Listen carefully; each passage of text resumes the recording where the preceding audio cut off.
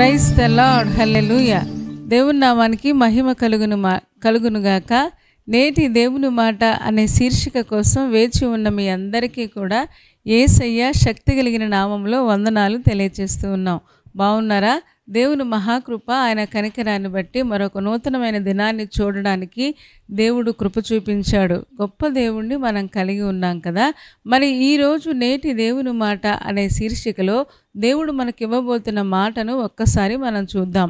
లూకా సువార్త 22వ అధ్యాయం 32వ వచనం చదువుతున్నాను. మీరు కూడా ఒక్కసారి చూడండి. నీ నమ్మిక తప్పిపోకుండానట్లు నేను నీ కొరకు వేడుకుంటుని, నీ మనస్సు తిరిగిన తరువాత నీ సహోదరులను స్థిరపరచుమని చెప్పెను. ఈ మాటలు యేసు ప్రభు వారు తన చుట్టూ ఉన్న శిష్యులతో చెప్తూ, ప్రత్యేకించి సీమోను పేతురుతో ఈ మాట చెప్తూ ఉండడం మనం చూస్తూ ఉన్నాం. ఆయన ఏమంటున్నారంటే, నీ నమ్మిక తప్పిపోకుండానట్లు నేను నీ కోసం వేడుకుంటున్నాను. ఆ వేడుకుంటుని అంటే ఆల్రెడీ వేడుకున్నాను కాబట్టి నువ్వు నీ మనసు తిరిగిన తర్వాత నీ సహోదరుని స్థిరపరచుమని చెప్పినట్టుగా మనం చూస్తూ ఉన్నాం. నిజమే, ఆయన నమ్మిన పిల్లలందరూ కూడా ఆయన పట్ల నమ్మకంతో ఉండాలని, విశ్వాసాన్ని వదిలిపెట్టకుండా ఉండాలని దేవుని యొక్క ఆశ కదా. అదే అధ్యాయం 31వ వచనం కూడా మనం చదివితే, సీమోను సీమోను, ఇదిగో సాతాను మిమ్మును పట్టి గోధుమల వలె జల్లించుటకు మిమ్మును కోరుకొనును గాని అని చెప్పడం మనం చూస్తూ ఉన్నాం. ఎందుకు ఆయన వేడుకుంటూ ఉన్నాడు? మనందరి కోసం, ఏమంటే పేతురు కోసం ప్రార్థించాడంట. మిమ్మును అంటే అర్థం ఏంటి అంటే ఆయన శిష్యులు కదా, ఆయన నమ్ముకున్న బిడ్డలు కదా. ఈ రోజున సాతానుడు ఆయన నమ్ముకున్న పిల్లలని జల్లెడలో వేసి జల్లించాలని కోరుకుంటూ ఉన్నాడంట. గోధుమలు ఎలాగైతే జల్లించి పొట్టును వేరు చేస్తారో ఆ జల్లెడలో పెట్టాలని, అంటే శ్రమల మధ్యలో లేకపోతే శోధనలు లో పడిపోయి దేవునికి దూరం అవ్వాలని వాడు కూడా కోరుకుంటూ ఉన్నాడు.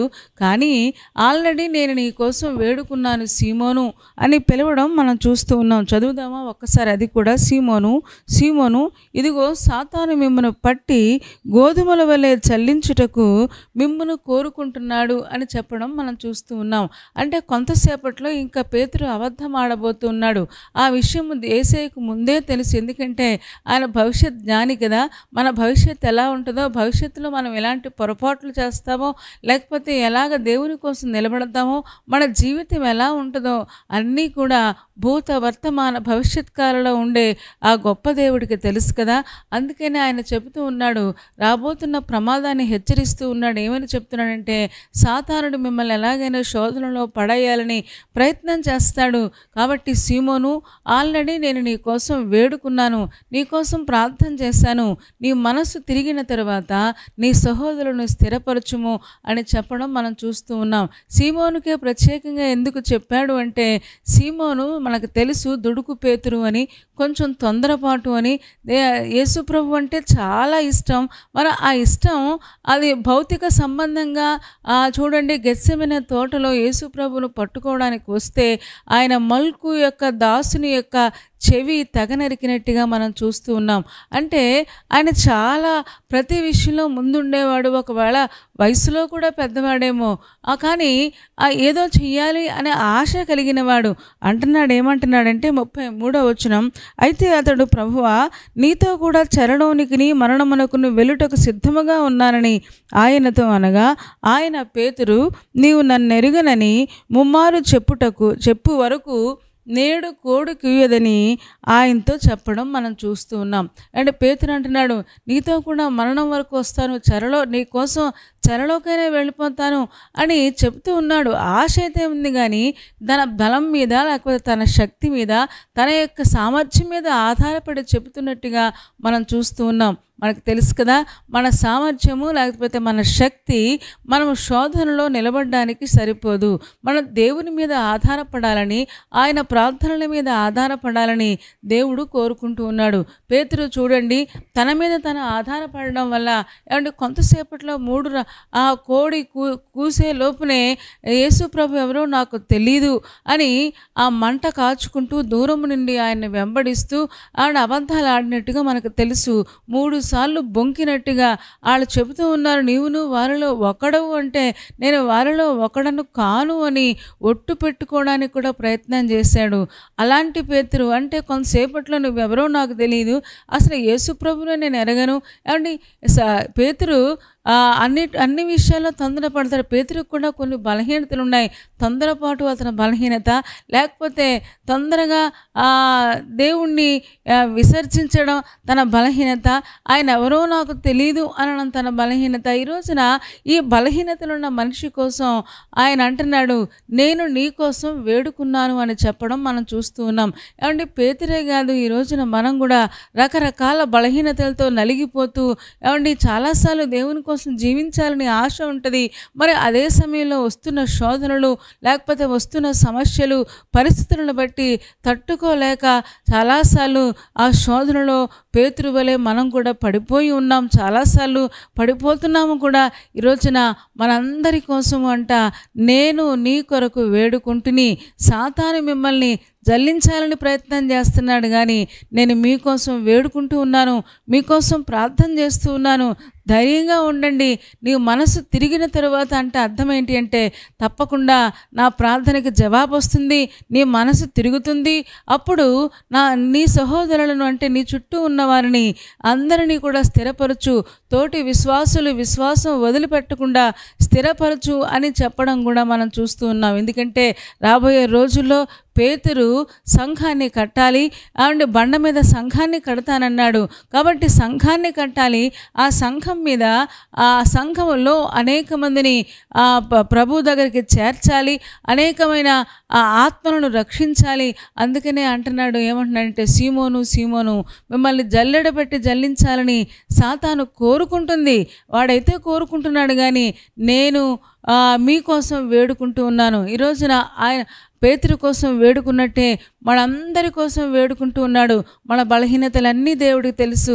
మనకి కోపం అనే బలహీనత, లేకపోతే రకరకాల అసూయ అనే బలహీనత, తొందరపాటు అనే బలహీనత, నోరు జారిపోవడం అనే బలహీనత, ఈ రోజున ఏ రకమైన బలహీనతలు, ఏ రకమైన జల్లెడలో మనల్ని పట్టి సాతానుడు మనల్ని శోధనలో పడేయాలని ప్రయత్నం చేస్తూ ఉన్నాడో, మనకున్న బలహీనతలనే ఆసరాగా చేసుకుని ఆ బలహీనతలలో నుంచే దేవునికి దూరం చేయాలని వాడు తాపత్రయపడుతూ ఉన్నాడు. కానీ ఇక్కడ యేసు ప్రభు మనందరి కోసం ఒక మంచి వాగ్దానం చేస్తూ ఉన్నాడు.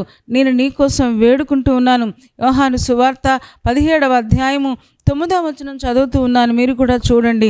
నేను వారి కొరకు ప్రార్థన చేయుచున్నాను, లోకము కొరకు ప్రార్థన చేయట్లేదు. నీవు నాకు అనుగ్రహించి ఉన్నవారు నీ వారైనందున వారి కొరకే ప్రార్థన చేయుచున్నాను. తండ్రి కుడిపార్శ్వం దగ్గర మన ప్రభువైన యేసు ఆయన ఉండి మనందరి కోసం విజ్ఞాపన చేస్తూ ఉన్నాడు అని లేఖనాల్లో కూడా మనం చూస్తాం. ఎందుకంటే వారు నావారు గనుక తప్పకుండా నేను వారి కోసం, నాకు అనుగ్రహించిన వారిని నేను ఎవరిని పోగొట్టుకోను అని చెప్పడం మనం చూస్తూ ఉన్నాం. 15వ వచనం కూడా చదువుతున్నాను, అదే అధ్యాయము. నీవు లోకములో నుండి వారిని తీసుకొని పొమ్మని నేను ప్రార్థించట్లేదు, కానీ దుష్టుని నుండి వారిని కాపాడుమని ప్రార్థించుచున్నాను. చూడండి, ఎంత మంచి మనస్సు కలిగిన గొప్ప దేవుణ్ణి మనం కలిగి ఉన్నాము కదా. ఈ రోజున మనం చేసే ప్రార్థనల కంటే ఏమండి యేసయ్య మనందరి కోసం విజ్ఞాపనకర్తగా ఆయన మనందరి కోసం విజ్ఞాపన చేస్తున్నాడు. ఆయన విజ్ఞాపన ప్రార్థన ఏంటి అంటే, దుష్టుని నుండి వారిని తప్పించయ్యా, సాతానుడు వాళ్ళని జల్లెడలో పెట్టి శోధించాలని ప్రయత్నం చేస్తూ ఉన్నాడు.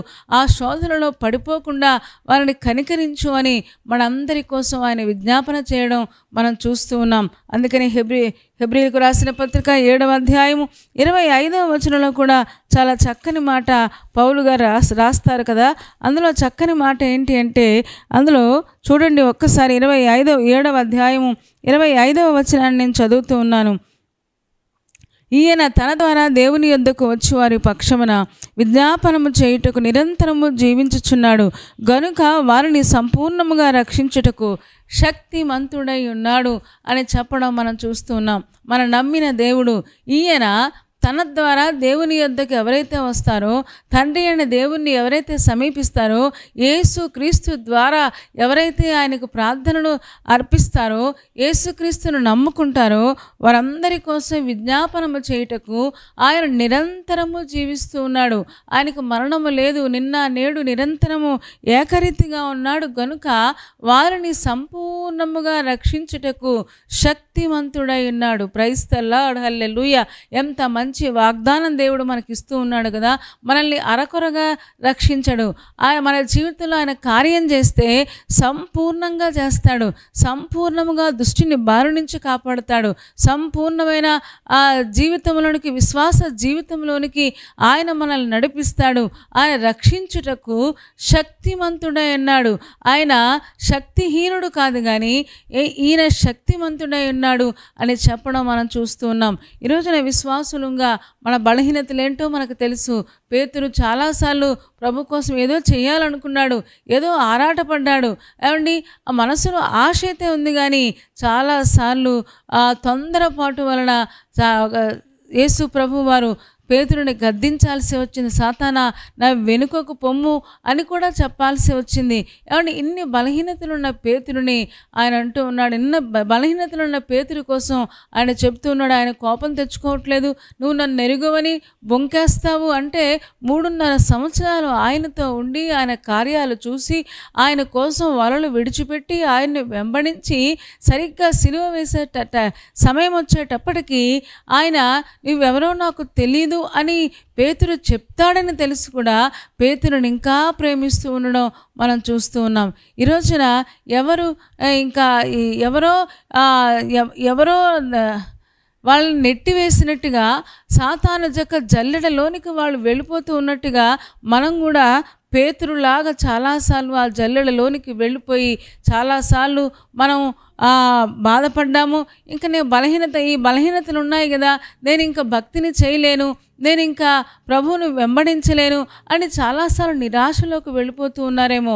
ఈరోజున దేవుడు మనతో మాట్లాడుతూ ఉన్నాడు. మనం నిరాశలోనికి వెళ్ళాల్సిన అవసరం లేదు. మన బలం మీద మనం ఆధారపడినంత కాలం మనం ఓడిపోతామేమో కానీ దేవుని మీద ఆధారపడితే, దేవుని సామర్థ్యం మీద, దేవుని బలం మీద, ఆయన చేస్తున్న ప్రార్థనలు మనకు తోడుగా ఉన్నాయి కనుక తప్పకుండా ప్రతి విధమైన శోధనను మనం గెలవగలము, ప్రభు కోసం నిలబడగలము, సాక్ష్యం ఇవ్వగలము. రాబోయే రోజుల్లో అపోస్తుల కార్యాలు మనకు తెలిసి పేతురు అద్భుతాలు, సూచక్రియలు నీడ పడితే ఆ దేవుడు గొప్ప కార్యాలు జరిగించినట్టుగా మనం చూస్తూ ఉన్నాం. ఆయన కోసం దెబ్బలు తిన్నాడు, చెరలోకి వెళ్ళాడు, మరణం కూడా తలకిందులుగా సిలువ వేయమన్నాడు. ఆయన కోసం హతసాక్షిగా నిలబడినట్టుగా మనం చూస్తూ ఉన్నాం. ఈరోజున విశ్వాసులుగా దేనికి కృంగిపోవద్దు, దేనికి బెంగపడద్దు. ఈ అస్తమానం నేను పడిపోతూ ఉన్నాను కదా, విశ్వాస జీవితంలో ఎదగలేకపోతూ ఉన్నాను కదా, నేను కొన్ని పొరపాట్లు చేశాను కదా, ఇక నన్ను దేవుడు క్షమించడేమో అని అనుకోవద్దు. కానీ ఆయన క్షమించుటకు సిద్ధమైన మనస్సు కలిగిన వాడు. ఆయన దగ్గరకు వస్తే తప్పకుండా తిరిగి మనల్ని నూతన ఉత్తేజంతో నింపి ఆయన కోసం బలంగా వాడుకుంటాను అని దేవుడు వాగ్దానం చేయడం మనకు చూస్తూ ఉన్నాం. ఆయన ఈరోజు మనకు వాగ్దానం చేస్తూ ఉన్నాడు. నేను నీ కొరకు వేడుకుంటుని అంటే మన జీవితకాలం అంతటి కోసం ఆయన ఆల్రెడీ వేడుకున్నాడు. ఎందుకంటే రేపు ఏ శోధనలో పడతామో, ఎల్లుండ ఏ బలహీనత ఆవరిస్తుందో మనకు తెలియదు కదా. మనకు తెలియకపోవచ్చు కానీ ఆయనకు అన్నీ తెలుసు కనుక అన్నీ తెలిసిన దేవుడు మనందరి కోసం వేడుకుంటూ ఉన్నాడు. పేతురు కోసం వేడుకుంటూ ఉన్నాడు. ఎందుకంటే పేతురు నిలబడితే సంఘం నిలబడుతుంది. ఏమండి, యజమానుడు కుటుంబ యజమానుడు ప్రభు కోసం నిలబడితే ఏమండి కుటుంబం అంతా ప్రభు కోసం వస్తుంది. అందుకనే దేవుడు ప్రత్యేకించి సీమోను పేతురుని చెప్తున్నాడు, సీమోను నిన్ను జల్లించడానికి ప్రయత్నం చేస్తుంది కానీ నేను నీ కోసం ప్రార్థన చేస్తున్నాను. నువ్వు నిలబడతావు, నా సంఘాన్ని నిలబడతావు, నా కోసం సాక్షిగా నువ్వు జీవిస్తావు అని భరోసా ఇవ్వడం. ఆయన కోపం తెచ్చుకోవట్లేదు, బాధపడట్లేదు కానీ ఆయన వెంటనే ఆ భవిష్యత్తు అంతటి కోసం కూడా ఆయన ప్రార్థించినట్టుగా మనం చూస్తూ ఉన్నాం. ఈరోజున విశ్వాసులంగా మన కోసం కూడా ఆయన ప్రార్థిస్తూ ఉన్నాడు. ఆయన మన కోసం వేడుకుంటూ ఉన్నాడు. దుష్టుని నుంచి తప్పించమని ఆయన కోరుకుంటూ ఉన్నాడు. తప్పకుండా ఆయన ప్రార్థనలు శక్తివంతమైనవి గనుక మనల్ని సంపూర్ణంగా రక్షించడానికి ఆయన శక్తివంతుడై ఉన్నాడు. కాబట్టి ధైర్యం తెచ్చుకుందాం. ఆయన మీద, ఆయన బలం మీద మనం ఆధారపడదాం. మన మీద మనం ఆధారపడకుండా ఆయన మీద ఆధారపడితే తప్పకుండా పేతురు ఎలాగ ప్రభు కోసం నిలబడి ఉన్నారో మనం కూడా ప్రతి విధమైన శోధనను జయించి ఆయన కోసం సాక్షులుగా నిలబడగలం. అట్టి కృప దేవుడు మనందరికీ దయచేయునుగాక. తలలు వంచండి, కళ్ళు మూసుకోండి. చిన్న మాట ప్రార్థన చేద్దాం. పరిశుద్ధుడా, ప్రేమ కలిగిన మా తండ్రి, నీ పాదాలకు వందనాలు, స్తోత్రాలు చెల్లిస్తూ ఉన్నాం. నువ్వెంత మంచి దేవుడవు, ఎంత ప్రేమ కలిగిన దేవుడవు నాయన. ఈరోజు మీరు మాతో మాట్లాడిన ఈ శ్రేష్టమైన మాట కోసం మీకు వందనాలు. మా కోసం తండ్రి కుడిపార్శ్వన ఉండి మా అందరి కోసం వేడుకుంటూ ఉన్నావు, ప్రార్థిస్తూ ఉన్నావు. మా ప్రార్థనల కంటే నీ ప్రార్థనలు గొప్పవి కదా, బలమైనవి కదా. దుష్టుని నుంచి కాపాడమని, శోధనలో నాయన తండ్రి పడిపోకుండా కాపాడమని మీరు మా కోసం విజ్ఞాపన చేస్తూ ఉన్నందుకు వందనాలు. మేము కూడా మీ మీద ఆధారపడడానికి కేవలం మా మీద, మా బలం మీద, మా భక్తి మీద కాకుండా మా ప్రభువైన యేసు మీద ఆనుకొని సాగిపోవడం మాకు నేర్పించుము తండ్రి. పేతురు బలహీనపడ్డాడు, కానీ తర్వాత దినాలలో ఎలాగైతే మంచి సాక్షిగా, బలమైన సాక్షిగా నీకోసం నిలబడి ఉన్నాడో మమ్మల్ని కూడా నిలబెట్టే దేవుడవు, నన్ను పడిపోకుండా ఉద్ధరించే దేవుడవు. అందుకే మీకు స్తోత్రాలు చెల్లిస్తూ ఈ మాటలు మా హృదయంలో ఫలించినట్లుగా మీరే కృప చూపించుము. సాతానుడు ఎన్ని జల్లెడలు వేసినా ఆ జల్లెడల మధ్యలో తండ్రి నాయన నలిగిపోకుండా తండ్రి నీకోసం నిలబడడానికి, ఎన్ని శోధనలు వచ్చినా, ఎన్ని సమస్యలు వచ్చినా నీకోసమే సాక్షులుగా ఉండడానికి మమ్మల్ని అందరినీ సిద్ధపరచుము. చేరి వచ్చిన ఒక్కొక్క విశ్వాసిని దీవించుము. పెళ్లి రోజు, పుట్టినరోజు జరుపుకుంటున్న వారిని తండ్రి నిండారులుగా మీరు దీవించుము. తండ్రి ఎగ్జామ్స్ రాస్తున్న వారిని, ఇంటర్వ్యూలకు వెళుతున్న వారిని కనికరించు నాయన. వారి జీవితాల్లో సక్సెస్ మీరు దయచేయము తండ్రి. బలహీనంగా ఉన్న వారిని మనం ముట్టి స్వస్థపరచండి తండ్రి. తిరిగి ఆయన మరలా మంచి సమయంలో మేము కలుసుకునే ఆ కృపను మా అందరికీ దయచేయము. యేసే నామములో ప్రార్థించి వేడుకొంచున్నాము తండ్రి. ఆమెన్ చెప్పారు కదా అందరూ. చాలా సంతోషం. చాలా ఓపికగా, శ్రద్ధగా దేవుని యొక్క మాటలు మీరు విన్నారు. మిమ్మల్ని బట్టి మేము కూడా సంతోషిస్తూ ఉన్నాం. మీకు నచ్చితే లైక్ చేయండి, షేర్ చేయండి, కామెంట్ కూడా పెట్టండి. అంత మాత్రమే కాదు, ఇంకా ఈ ఛానల్ని సబ్స్క్రైబ్ చేసుకోకపోతే డాక్టర్ స్పర్జన్ యూట్యూబ్ ఛానల్ని సబ్స్క్రైబ్ చేసుకోండి. తద్వారా నోటిఫికేషన్స్ అన్నీ మీకు వస్తాయి. మా కార్యక్రమాలన్నీ మీరు చూడొచ్చు. సరేనా అండి? దేవుని చిత్తమైతే మరలా రేపు ఉదయం మళ్ళీ కలుసుకుందాం. అప్పటి వరకు దేవుని మహాకృప మనందరికీ తోడే ఉండును గాక. ఆమేన్, ఆమేన్, ఆమేన్.